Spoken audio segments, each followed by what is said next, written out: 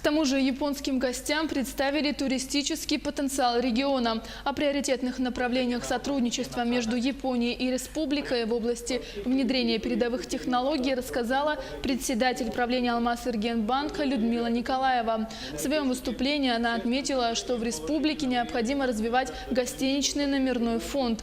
Также о намерении развивать сотрудничество с японскими коллегами заявили такие компании, как ГАВС, Сахачай, турагентство «Иствинд».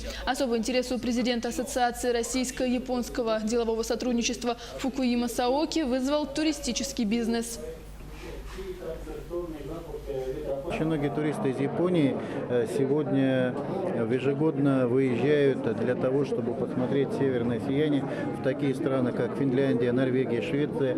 И мы могли бы нашим коллегам и нашим партнерам из Японии предложить ездить для этого не так далеко, а совсем рядышком сюда, в Якутию.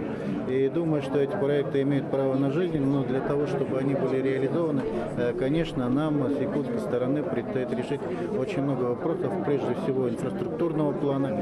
Это и реконструкция международного терминала аэропорта Якут, строительство гостиничного комплекса, решение транспортной логистики. И при решении этих проблем, я думаю, что массовый турист из Японии будет приезжать в Якутию.